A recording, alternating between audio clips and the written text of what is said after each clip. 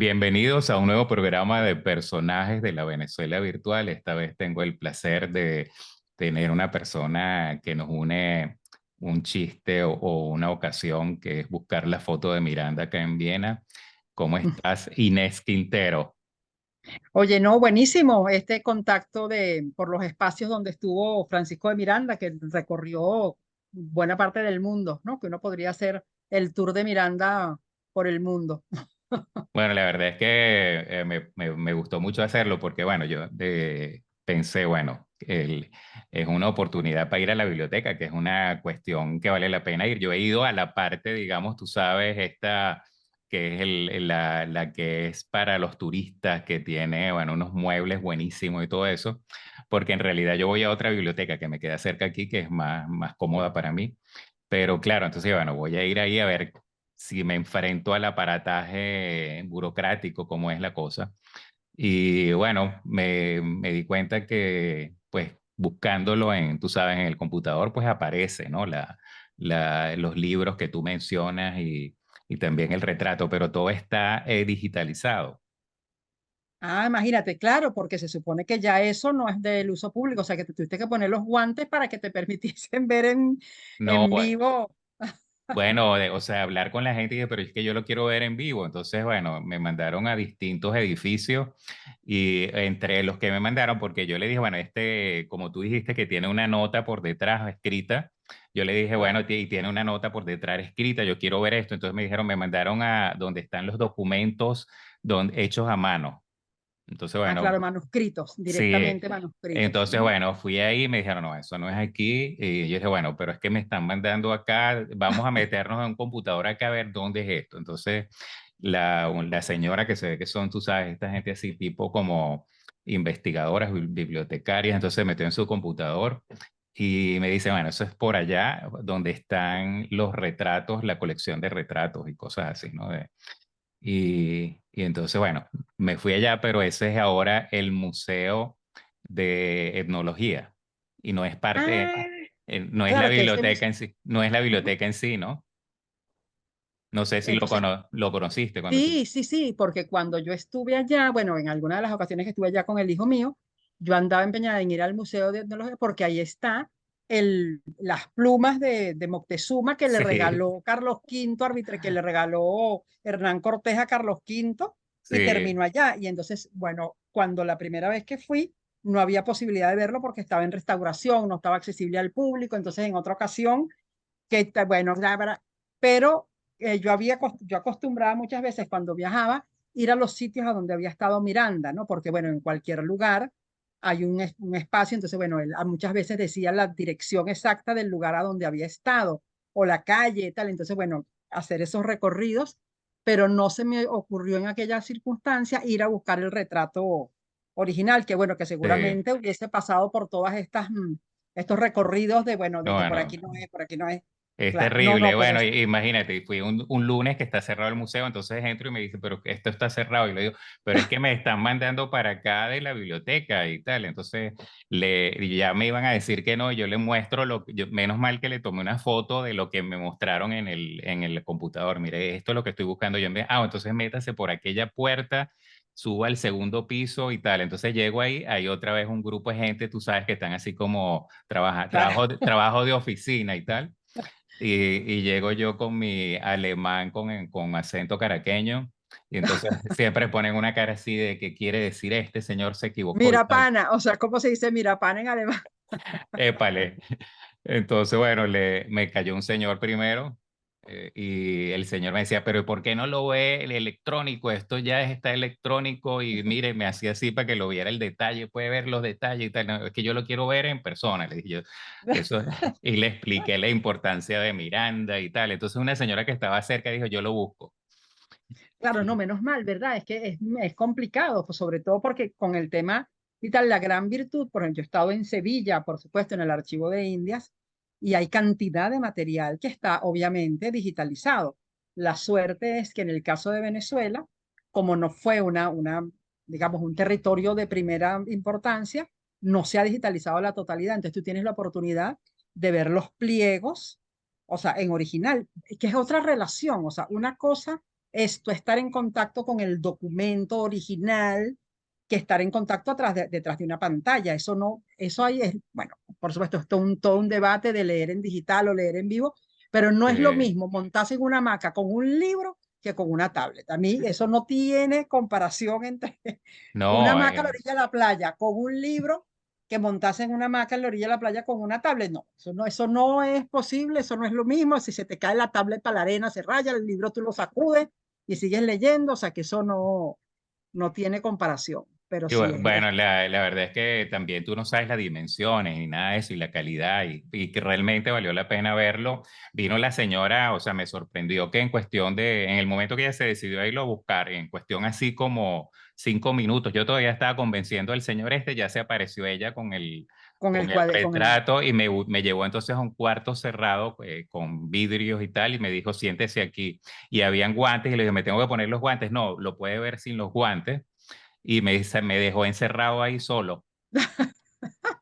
Y entonces, bueno, o sea, casi que las lágrimas se me salen de la emoción y la cosa, tú no, no, sabes. no, no, verdad, que es verdad, es emocionante, eso lo puede entender alguien que tenga un mínimo de sensibilidad, porque para otro nombre, pero, cónchale, estar allí además yo creo que es la única ocasión en la que el propio Miranda da testimonio de que posó, que estuvo allí y por solicitud del Lavater, que obviamente quedó absolutamente impresionado con Miranda, porque esa nota que él escribe deja ver que Claro, no o fue un sea, encuentro casual, o sea, que hubo un impacto emocional, de todo. No, Miranda era un seductor, o sea, el tipo, tú lo dejabas hablar y estabas muerto, o sea, mira, siempre. bueno, escuchándote a ti y a otra gente y tal, no sé por qué se me ocurrió de que quizás Miranda era así como el jeque este que fue a Caracas en los 80, algo así, que Claro, con la diferencia de que él no lo estaba haciendo por timar, ¿no? O sea, él claro, claro.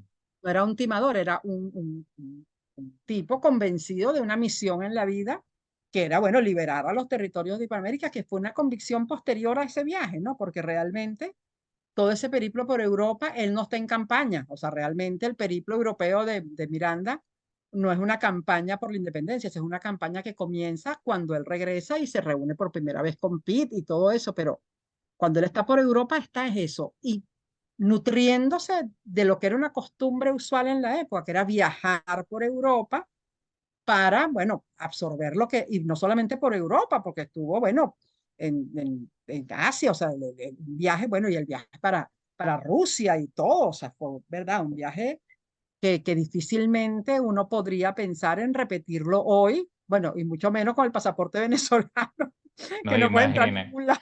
imagínate, bueno, otra de las preguntas así que se me ocurrió, bueno, una de las cosas que uno se pregunta es eh, cómo era esto de las nacionalidades en aquella época, porque, bueno, supongamos que Venezuela o las Américas eran provincias españolas, entonces eso significa desde el punto de vista de la perspectiva de hoy en día que uno tenía la nacionalidad española y que podía ir a España y entrar y aquí estoy. Cualquier indio podía decir yo vengo de la provincia, soy español, o un blanco de esto de orilla podía llegar a España y decir yo soy español. ¿Cómo era eso? No, no, no, es que fíjate tú, parte del asunto era que obviamente eran provincias de España, pero no había claridad de cuál era la calidad de esas provincias, ni que todos los miembros de esas provincias tenían los mismos derechos. O sea, tú no podías escribir una carta al rey de España a cuenta de que, mira, rey, aquí estoy, mucho gusto, soy de Quintero. No, los que podían dirigirse al rey eran los procuradores, eran los miembros del cabildo, los blancos, o sea, no había ese trato, tú no puedes, aquí los abajo firmantes, eso no existía. No obstante, en el caso de Miranda había además un elemento adicional, él era un hombre perseguido por la corona española, ¿no? Ya porque él había desertado del ejército español, había sido acusado y condenado y perseguido por la Inquisición, de forma que él no tenía, o sea, no tenía la facilidad de recurrir a su condición de España cuando hace ese viaje a Europa, ¿no? Pero No obstante, cuando él se va a España, se va para trabajar con los españoles, pues digamos, ¿no? claro, y ingresa al ejército de España, pero claro, él va como miembro, tiene que sacar todos sus papeles en Venezuela, que pues sin limpieza de sangre, además, Ujú. irse con una plata en el bolsillo para poder comprar el cargo de capitán o de miembro del ejército, o sea, y además ir a comprarse un vestuario adecuado, él no puede llegar allá O sea, él llega y lo primero que Miranda hace al llegar a España es mandar, o sea, hacerse una toalé, o sea, hacerse sus casacas y sus medias y comprar sus zapaticos, porque él no podía estar allá pretendiendo formar parte de la vida política y de la vida social de la corte, vestido, bueno, como un blanco de orilla de Caracas. Entonces él tiene que hacer una inversión en vestuario y eso está descrito incluso en su diario, ¿no? Pero ¿qué ocurre? Que después de que él es miembro del ejército, que forma parte de las campañas, que está en Melilla, que va para los Estados Unidos, que todo esto, él llega un momento en el que ya lo tienen en la mira porque él es impertinente, porque porque discute, porque no obedece órdenes, porque sale, no coge línea, y también porque él va a hacer algunas gestiones que van a generar desconfianza, y porque además anda con retratos pornográficos, como se diría ahora. Y eso, por supuesto, entra en la mirada de la Inquisición y es cuando él decide desde Cuba escaparse para los Estados Unidos, pero él va con el apoyo, o sea, con una carta de presentación, o sea, realmente no eran propiamente pasaportes, sino cartas de presentación. Si tú tenías una carta de presentación de alguien que era calificado, responsable, que tenía puentes y contacto, entonces tú ibas con esa carta de presentación para que fuese recibido en otros ámbitos. Él, por ejemplo, consigue cartas de presentación para ir a los Estados Unidos, que es del propio Cajigal. Entonces Cajigal le escribe a sus contactos en los Estados Unidos, entonces eso le permite a Miranda entrar directo. Imagínate tú, él llega a Filadelfia y llega a estar con Washington. O sea, él está una semana en Filadelfia y se las arregla para almorzar todos los días con Washington. O sea, está en la mesa donde está Washington. O sea, que era verdad, un tipo con unas extraordinarias habilidades para relacionarse, para conseguir contacto y además para conseguir real, porque tú tampoco podías hacer esos viajes, o sea, sí, con la mano en el bolsillo, o sea, tenías que tener recursos para andar con un sirviente, contratar un sirviente, ir a sitios que fuesen adecuados, o sea, tú no podías llegar a cualquier lugar, o sea, todo eso, además los medios de transporte, todo eso significaba un esfuerzo de negociación, de recursos, de relaciones sobre todo. Y eso es lo que le permite, eso, después de los Estados Unidos, llegar a Inglaterra, organizar el viaje y hacer esta maravilla de recorrido, que es que, bueno, que se sale, bueno, por el imperio austrohúngaro. Además, no se reúne con Soquete, o sea, él va y se reúne con este y va y es Handel y es esto y es todo, o sea, él no está, o sea, su circuito de contacto es eso, el nivel más alto de la sociedad, o sea, los espacios cortesanos, los espacios culturales, los espacios científicos. Entonces, por supuesto, eso permite esa vida, que es realmente una vida cortesana. O sea, O eso es lo sea, que él hace. él se preparaba, voy a este contexto, quiénes son los actores principales y lograba contactarlos. Increíble, ¿no? Claro, no, y además también hay que reconocer que él es un tipo que, bueno, que por supuesto habla francés, habla inglés, se metió con el italiano, leía griego, leía latín, o sea que no es un... Y se metía, bueno, como decíamos, se metía un puñal, o sea, él se fajaba a estudiar no solamente los personajes, la historia, la geografía, los museos, la cultura. Entonces, claro, él llegaba y no era, o sea, no era cultura de selecciones, o sea, de enciclopedia británica, que tampoco la Eh, era. a comprar ahí, a comprar joyas o algo así, si no. No, no, él iba con conocimiento y sabía qué sitios quería visitar. Esta biblioteca, este museo, este pintor. Y además, todo lo anota, que eso es otra maravilla, ¿no? Ese diario de Miranda termina siendo, yo incluso digo que si tú vas a hacer un viaje, tú te vas con el diario de Miranda y dices, bueno, ¿qué fue lo que vio Miranda cuando estuvo allá? Bueno, esta es la ruta que hay que por lo menos seguir. O sea, esas bibliotecas, cuando él va a Praga, él va a visitar las bibliotecas, ¿no? Que cuando yo estuve en Praga, que tuve la oportunidad de ir, yo me fui a visitar las bibliotecas que había visitado Miranda, porque si este tipo vino a ver estas bibliotecas es porque valía la pena Claro, estar claro. allí, ¿no? No, bueno, increíble, me parece increíble. La otra cosa es que uno se pregunta cómo haría con el dinero, ¿no? Porque, bueno, no sé cómo estaba la cuestión del dinero, porque el dinero como tal, pienso yo que tiene que ver con el imperio sacro-romano en algún momento. Pero claro, ¿cómo se movilizaba él? Que se llevaba Claro, una bolsa que... no eran como cartas de crédito, o sea, no realmente cartas de crédito, sino remesas que se llevaban, pero eran por los contactos. Entonces él tenía un gran padrino en Inglaterra y entonces también de contacto en contacto iba consiguiendo eso, esas, como quien dice, esas remesas, porque no había tarjeta de crédito, no había Cadivi, no había Cele, no había nada de eso. Entonces, claro, era estos apoyos y por supuesto él llegaba y entonces era invitado. Entonces, cuando tú eres invitado, tú no tienes que estar metiéndote la mano en el bolsillo, ¿no? Además, no estás invitado bueno, a la casa de un amigo, no estás invitado, nada más y nada menos que a los predios de Catalina de Rusia. Entonces, si tú eres invitado del príncipe Potekni, que es el novio de la Catalina, tú no vas a llegar, o sea, pidiendo pensión, o sea, tú llegas y hay quien te sirve el desayuno, quien se ocupa de tu ropa, quien tiene, o sea, porque además tú llegas con un sirviente, o sea, todo eso forma parte de una manera de relacionarse, de una manera de vivir, de una manera de viajar, de una manera de establecer contacto y cuando él está en la corte rusa, él, por supuesto, ahí se habla en francés, ¿no? Y él le van a dar permiso de conocer a que mire, hoy usted va a poder hablar con él, pero eso sí, usted puede besarle la mano a la emperatriz, o sea, no es que tú llegas, no, no, mira, Catalina, no, o sea, es todo lo que eso representa como espacios de relacionamiento, ¿no? Que él en eso también se convirtió en un tipo muy, o sea, muy hábil, ¿no? Que después, cuando él está ya en sus negociaciones en Inglaterra, él nunca logró entender cómo era el cuento del trato con los ingleses, porque le decían, tú no puedes pedir, tú no puedes interrumpir, tú no puedes, y él, mira que yo que necesito, tú no puedes pedir real, tú no puedes decir, pero sí, un personaje, ¿verdad? Muy, Muy muy hábil. atractivo, claro, y muy sugerente de lo que es su tiempo, sobre todo porque deja testimonio de lo que representaba la vida social, la vida cortesana. A mí me llama mucho la atención, y yo siempre lo digo ahora que hay este interés por todo lo que es la gastronomía, que Miranda echa el cuento, estuve en un banquete de 30 cubiertos, un banquete, pero no dice que come, o sea, no echa el cuento de lo que come. Entonces, él debe haber habido cosas que lo impresionaron especialmente, porque él menciona los arenques cuando estuvo allá en Dinamarca, que dice, oye, estos arenques, ¿verdad? Que tienen que haberle impresionado extraordinariamente para que los mencionara. Y los helados en Nápoles, ¿no? O sea, que son, Sí. pero de resto, él no está hablando de que, mira, que me dieron esto, incluso los banquetes en la corte de Catalina o los banquetes en Francia o los banquetes en cualquier otra parte, él no se anima a describirlos, ¿no?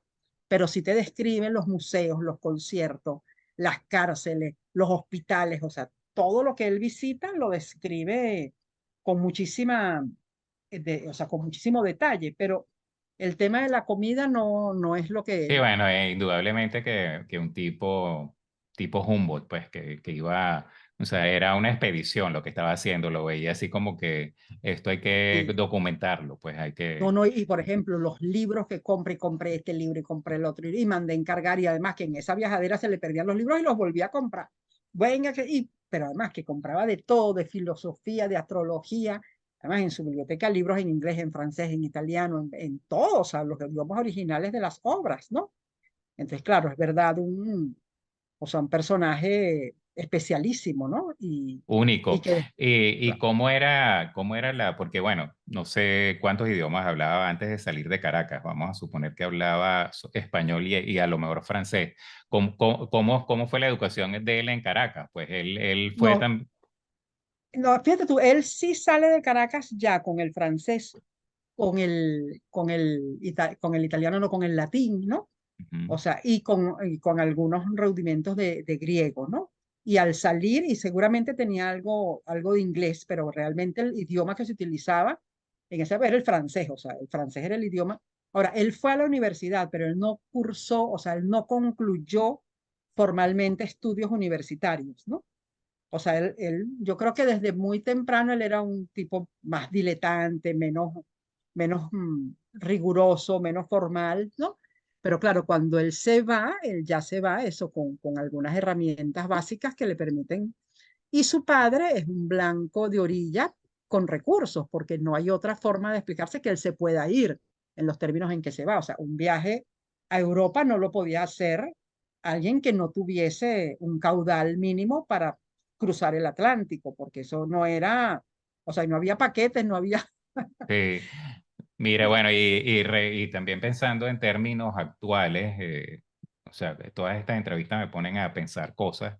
Una de las cosas que digo yo, bueno, esta gente, digamos Miranda, Bolívar, quizás no conocían el país completo, o sea, él habrá salido de Caracas a algún lado y habrá regresado a Caracas o simplemente se lanzó afuera ya sin ¿no? tener la dimensión exacta de que era esa capitanía general, ese país. No, para nada, ellos no, o sea, bueno, Bolívar sí, Pura teoría a lo mejor, ¿no? claro, no, Bolívar sí había estado en los predios cercanos a Caracas por las propiedades de ellos, ¿no? O sea, Claro, San Mateo, Yare, o sea, digamos como lo que era esa territorialidad de las haciendas. Pero Miranda no. O sea, no hay mención de Miranda recorriendo por ahí, porque además eso no era una práctica. O sea, la gente no andaba por ahí paseando, la gente iba a lo que iba, pues a sus haciendas además más cercanas que eran accesibles. De hecho, cuando Miranda hace todos estos planes, él ni siquiera tiene una visión global, o sea, él lo que es empieza a tirar flechas y a decir embustes, ¿no? Porque, por supuesto, no, cuando él dice, no, esto en lo que ustedes llegan y esto está resuelto, mentira, además él se vale, claro, de los estudios, de la bibliografía, de las lecturas, de informes, de lo que habían escrito otros con esa visión continental, entonces arma un dibujo de Venezuela, pero cuando Miranda llega a Coro en 1806, él en su vida ha pisado Coro, o sea, él no tiene idea de lo que es ese espacio, ese territorio, nada, ¿no?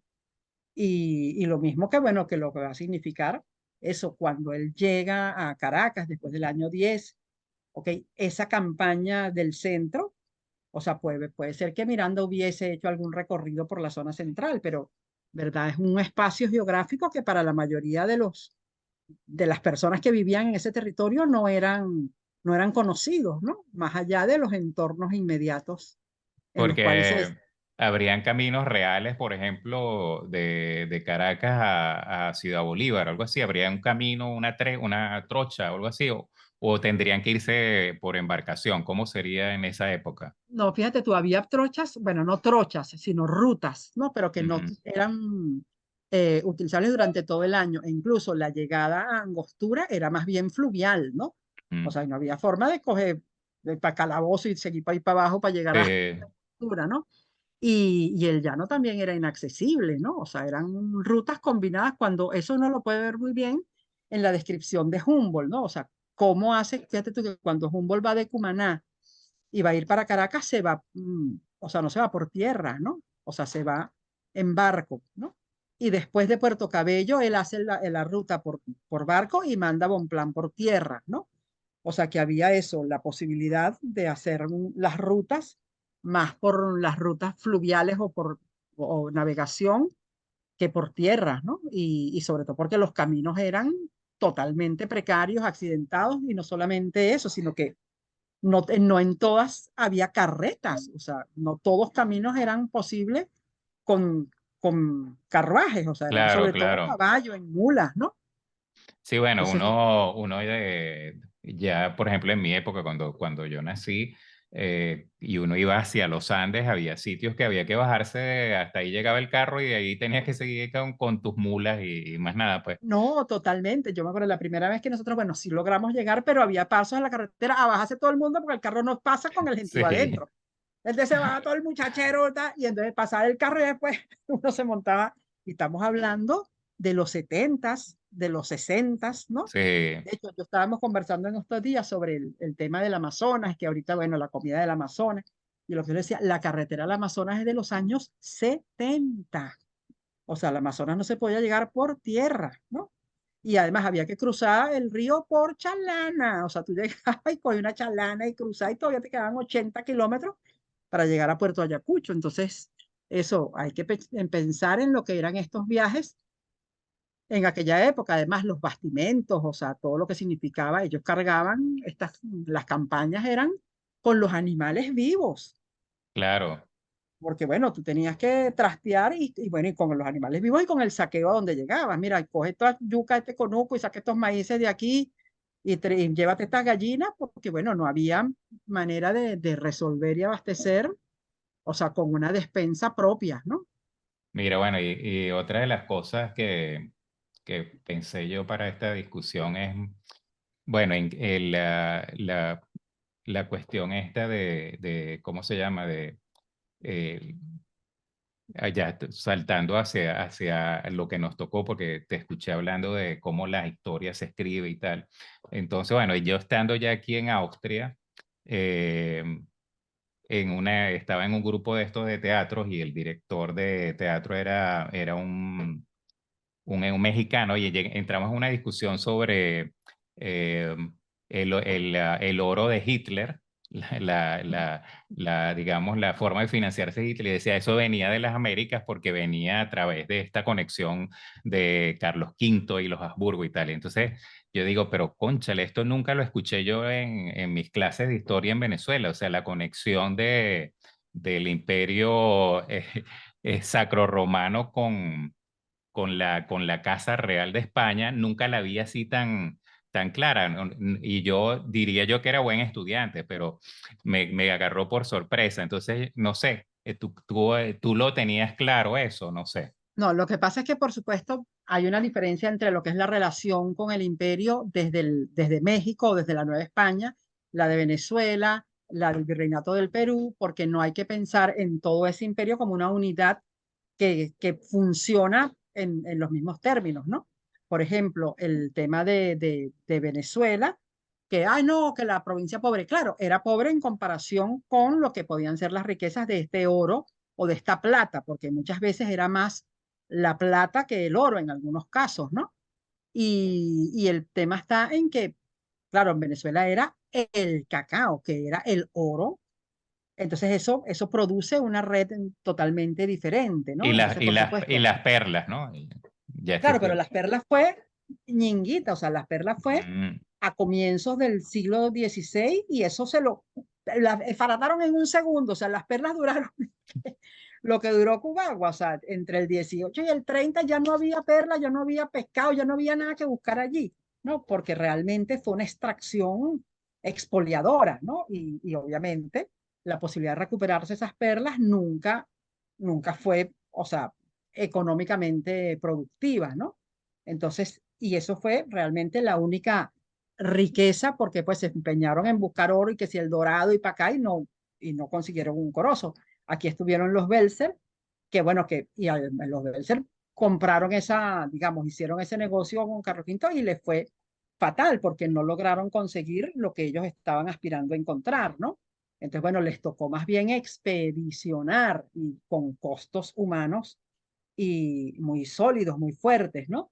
Entonces, realmente Venezuela llega a tener digamos, un piso económico, por llamarlo de alguna forma, es en el siglo XVIII, cuando ya el cacao es una producción más estable y hay una comercialización del cacao más sólida, pero es una producción que no, o sea, una riqueza, por decirlo así, que no permea la sociedad, ¿no? Porque son los grandes cacaos los que se benefician del resultado de esa comercialización. Y bueno, y por eso es que interviene la Corona de España y monta la Guipuzcoana para poder participar ellos de la riqueza del cacao, porque estaba quedando en manos de los criollos, ¿no? Entonces, eso, por supuesto, establece una relación muy distinta con lo que significa el intercambio comercial, la riqueza, la paz, todo lo que significó el caso de la Nueva España o el caso del virreinato de la Nueva Granada o incluso el caso del Perú, ¿no? Que son unas... Pero en los libros de historia nuestro, no sé, me parece que eso queda muy corto. Yo recuerdo, por ejemplo, esto de cuando uno hablaba del Imperio Romano, pero visto como que viniera de verdad de Roma, el Imperio Ah, no, no, Romano. claro, es que era también Sí. la periodización de la historia universal, que eso, la historia antigua, historia, la caída del Ujú. Imperio Romano, una nueva etapa, entonces como que hubiera rupturas y no hubiese continuidad.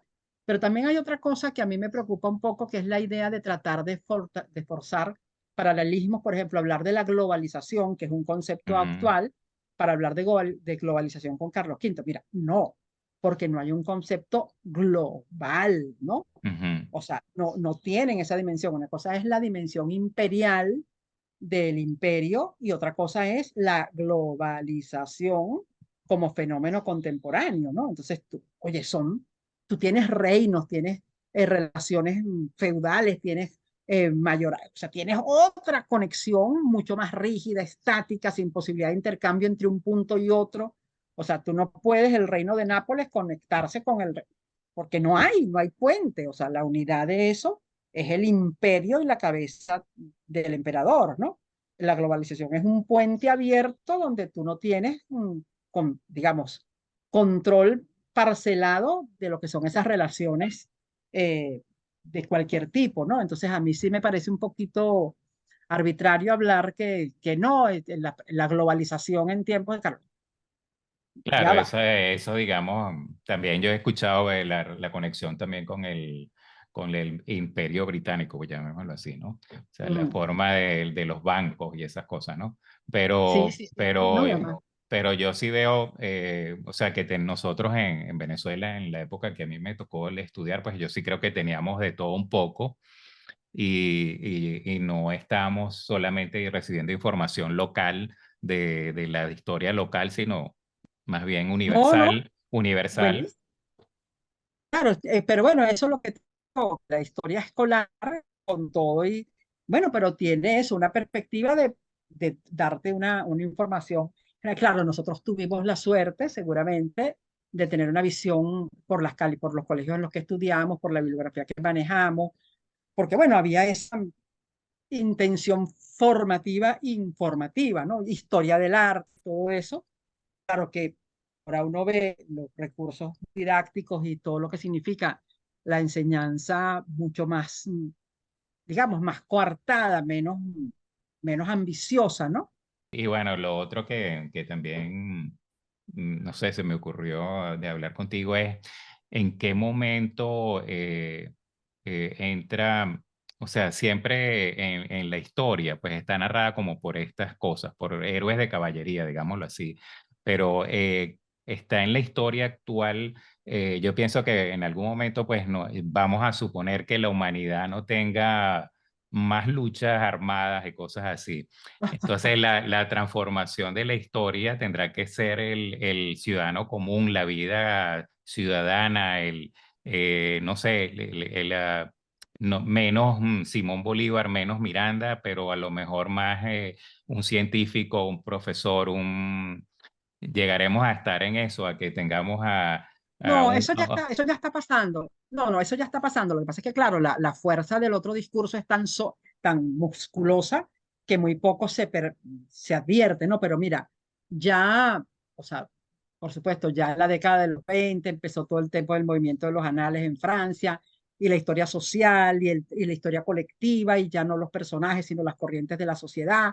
Y bueno, que si los de abajo, que si los subalternos, toda esta jerga que al final no termina de decir claramente de qué se trata, pero yo sí creo que ha habido eso, una transformación, obviamente dentro de la formación historiográfica y dentro de la historiografía profesional, que atiende mentalidades, vida cotidiana, se ha puesto furor la historia de la gastronomía, las despensas, el tema de la historia de las mujeres, que es también sacar del anonimato la vida, pero no solamente en términos individuales, sino lo que ha sido los movimientos de mujeres en la sociedad, y también eso, la historia de la ciencia, la historia de no solamente de los individuos o personas que han hecho conocimiento científico, sino también de lo que han sido esas corrientes y esas transformaciones que ha producido el conocimiento como una fuerza también motora de la historia, ¿no?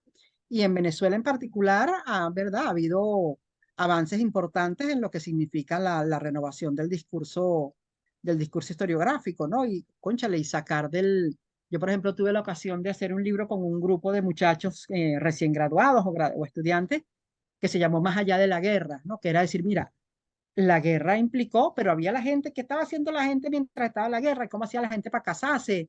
Y para sacar una partida de función y qué estaba pasando en la universidad oye, y cuál fue eso, la vida de la gente en el contexto de lo que significó la guerra de independencia, ¿no? Entonces, le pusimos más allá de la guerra, que era tratar de ver a la gente común. Había una historia lindísima, que es que como no se podía necesariamente ir a las iglesias y tal, había unos altares portátiles. Entonces, para tú tener tu altar portátil, tenía que estar consagrado por la iglesia para que fuese digno de que tú pudieses rezar en él. Entonces, bueno, la religiosidad, bueno, había por supuesto los tipos que, bueno, como siempre, los borrachos, ¿cómo hace un borracho para echarse palos en medio de la guerra? Y todo esto lo que significaba es la vida cotidiana de la gente en el contexto de la guerra de independencia, ¿no? Y así como eso, se han ido haciendo también otros aportes importantes en relación con eso, con la gente común y sobre todo lo que ha sido, lo que tú decías, la construcción de ciudadanía, movimientos sociales, o sea, todo eso termina siendo, es una corriente de reflexión sobre la sociedad y sobre el pasado. Ahora se publicaron unos libros con la Fundación de la Cultura Urbana, que son eso, un libro sobre historia política de Venezuela en el siglo XX, y yo hice un libro sobre la historia de la sociedad en el siglo XX venezolano. Demografía, ruralización, organizaciones, o sea, ya va, vamos a sacarnos el peso de la política y de las elecciones y de los partidos y vamos a irnos eso, al piso de la sociedad, ¿no? Y bueno, esa es un poco la idea esta que tengo yo con estos programas de los personajes de la Venezuela virtual, que salga otra gente, que no sean siempre los mismos actores, porque Claro. obvio que ahorita pues en la sociedad venezolana y en muchos otros lados hay metraje de información de los políticos, de los actores, de los beisbolistas, de eso, pero el ciudadano común y corriente, el Claro. ingeniero, el que se dedica a una ferretería, las madres, los maestros, eso se queda siempre diluido ahí, ¿no? Sí, hay un proyecto que tiene Luis Lauriño, no sé si tú lo conoces, Trama University, ¿no? Que le está entrevistando cantidad de gente dentro y fuera de Venezuela que hace cosas, ¿no? O sea, que está Claro, haciendo cosas y que... Entonces, bueno, yo sí creo que eso ha ido, digamos, como cobrando cuerpo y ha habido como una, claro, hecho también por periodistas, o sea, no solamente por, o sea, por historiadores o por gente sensible a este tipo de información, ¿no? Que está... sí, bueno, porque uno en algún momento, cuando yo empecé con este proyecto, ya llevo como 250 personas entrevistadas.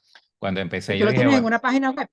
lo tengo en una, se llama Venezuela Virtual en YouTube y lo tengo también ¿cómo se llama? En Instagram, pero Mm. yo pensé, bueno, en ese instante había así como una desolación del venezolano con respecto al venezolano, o sea, ya no se creía ni siquiera en el venezolano, bueno, creo que eso todavía existe, pero hubo como un momento de muy baja autoestima y yo dije, pero ¿por qué? Si es que el venezolano, hay cantidad de gente que se levanta todos los días y hace lo que tiene que hacer Bajadísimo, claro. sí. Entonces, bueno, ¿por qué no creemos en esa gente también? O sea, no son solamente los de siempre, sino está el resto, el conglomerado que va detrás Claro. o en contra de esa corriente también, ¿no? Sí, sí, no, la cantidad de protagonistas que están fajadísimos, que están haciendo eso, haciendo vida y haciendo y avanzando proyectos y tratando de, bueno, de salir adelante, ¿no? Sí, bueno, volviendo al tema un poquito este de la época de Miranda, también, porque tú hablas en algún momento de los blancos hidalgos o de los hidalgos blancos y esto. Entonces, bueno, Ujú. uno siempre dice en las generalidades que uno habla, dice, no, porque es que para Venezuela o para Latinoamérica se vinieron solamente unos ladrones y una gente que le dijeron, si quieres salir de la cárcel, vete para América. Pero entonces tú te das cuenta que estos blancos hidalgos realmente venían con unas conexiones con la hidalguía española, porque la defendían a capa y espada, o sea, ellos no querían, entonces, y ellos tomaron el riesgo de venirse a las Américas. Es decir, que eso también existió, pues existieron, que sean personas que hayan tenido una vida siempre positiva y eso es otra cosa, pero no es que se vinieron solamente ladrones, pues. No, no, claro. Mira, verdad que ese fue un flaco favor que le hizo Herrera Luque con sus viajeros de India. Eso es una barbaridad. O sea, realmente eso no tiene ningún asidero, ¿no? Sobre todo porque primero no hay una manera de generalizar, ¿no? Además, no fue solamente una sola corriente que vino, o sea, esos fueron procesos consecutivos. Además, obtener un cargo digamos, de alta jerarquía en las provincias no se lo podían dar a cualquiera, o sea, que eso, verdad, es un mito muy mal manejado y sobre todo que no, eso, lo que yo digo, no hay manera de generalizar. Bueno, seguramente vinieron unos batequebrados y unos choretos, pero vinieron también. Bueno, Cervantes quería venir y no lo dejaron porque andaba medio chueco, pero eso estamos hablando de una diversidad muy amplia de aspirantes a venir. Por supuesto, era salir de abajo, pero también era obtener hidalguía y hacer valer esa condición de hidalguía. pero adicionalmente estaba que después de que ellos estaban aquí, les interesaba también cubrir, ¿no? Y crecer no solamente económica ni socialmente.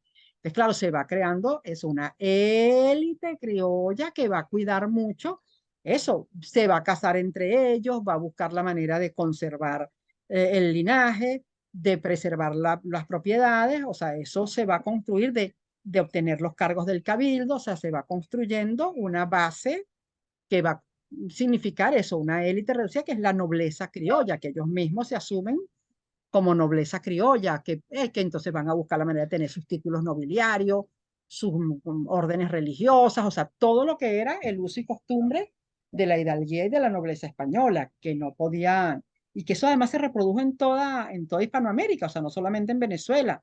Eso ocurrió en la Nueva Granada, ocurrió en el Virreinato del Perú, o sea, en todas partes, eso, o sea, tienes que reproducir las formas sociales del lugar De de origen, origen ¿no? Sí. y las formas sociales y las formas de representación y todo lo que eso representa como conservación del orden del cual tú provienes, ¿no? Claro, Y y bueno, y lo otro cuando estabas hablando en una de las cosas que escuché sobre PR y esto, entonces, bueno, esa, digamos, la revolución de los pardos y tal, entonces, bueno, de alguna forma, no sé, se me ocurrió de que eso nunca estuvo resuelto y a lo mejor ese es todavía esa arruga que hemos corrido y a lo mejor nos llegó el chavismo y nos llegó o sea, que eso es una de las cosas que tiene que ocurrir, pues que no hay forma de evitarla o que hay que enfrentarla de alguna forma, no sé. no, mira, la desigualdad en todas las sociedades, la desigualdad es una realidad y una presencia, o sea, que no hay, o sea, hay que picharle pichón, nada más y nada menos la democracia en América con la esclavitud y la segregación racial, ¿no? O Sí, sea, no sí, es poca cosa, ¿no? Entonces, dice, oye, y eso fue siglo XX profundo, o sea, no estamos hablando del sí. siglo XIX de Piara en Bueno, 1817. estando nosotros vivos, estando yo vivo por lo menos, Claro, todavía. entonces, claro, son también, ¿verdad? Con el perdón de las personas que hacen esas generalizaciones y esas interpretaciones muy, digamos, muy superficiales, ¿no? Porque al final no había un sector de los pardos cohesionado, como diríamos en tiempos del marxismo, con conciencia de sí y para sí. Eso Sí, no existe, ¿no? Lo que hay es eso, desigualdades, o sea, y problemas sociales no resueltos pésimamente mal manejados por las élites, o sea, que no pudieron resolverse en términos de conciliación, de negociación, o sea, todo eso también, eso es lo que significó, ¿verdad? Porque, Jorge, o sea, lo que significó en Venezuela los procesos de ascenso social del siglo XX, mira, pocos países de América Latina pueden hablar de lo que eso representó, ¿no?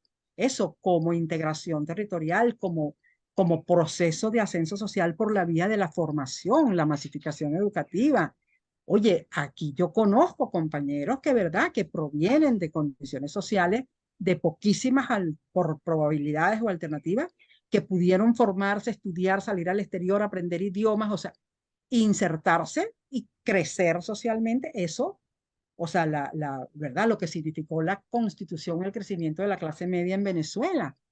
Entonces, pensar de que nosotros tenemos las deudas heredadas de la desigualdad social de la independencia, oye, es demasiado estrambótico, ¿no? O sea, aquí, o sea, todo lo que significó ese proceso de masificación educativa, de proceso de ascenso social, de constitución de una clase media, de poder adquisitivo, es un proceso del siglo XX que tiene que ver eso con una manera de entender eso, la integración de la nación, ¿no? Y que fue un proceso gradual, complejo, difícil, lento, pero que fue en cierta medida con resultados importantísimos, ¿no? De hecho, toda esa cantidad de personas que están fuera de Venezuela y, o sea, fueron formados en lo que significó el acceso a la educación de los venezolanos y muchas personas que claro, están. y yo pienso que mucha gente, por ejemplo, o sea, yo fui hijo de una mujer muy fuerte, pues, una mujer que no consideraba que era distinta al hombre, cosas así, ¿no? Pero eso creo que no era común y estudié en la Simón Bolívar Ingeniería con mujeres y en cierta forma uno se le olvida que eso en mis estudios fueron, ponle tú, en los 70 80, pero que en los 50 eso no existían, esas mujeres para no nada. existían, pero uno las toma ya como que eso es normal en la sociedad, pero eso no era normal, ¿no?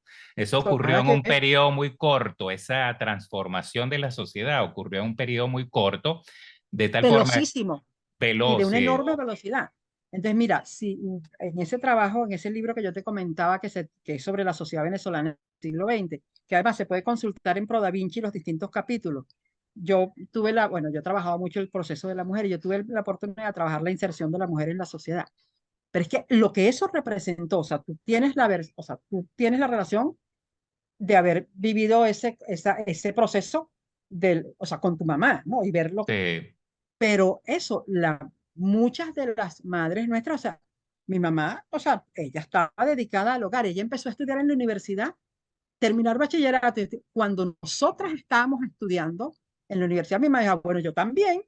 Y entonces tuvo que sacar su bachillerato y meterse en la universidad porque eso no era un espacio no era común. al Sí. cual podía. Mira, en el año 36 había que 18 mujeres estudiando en la universidad y en el año 90 eran más las mujeres en la universidad que los hombres. Eso, este es un salto cualitativo. En 50 años se invirtió la relación de la presencia femenina en las universidades, ¿no? Entonces, cónchale, eso va.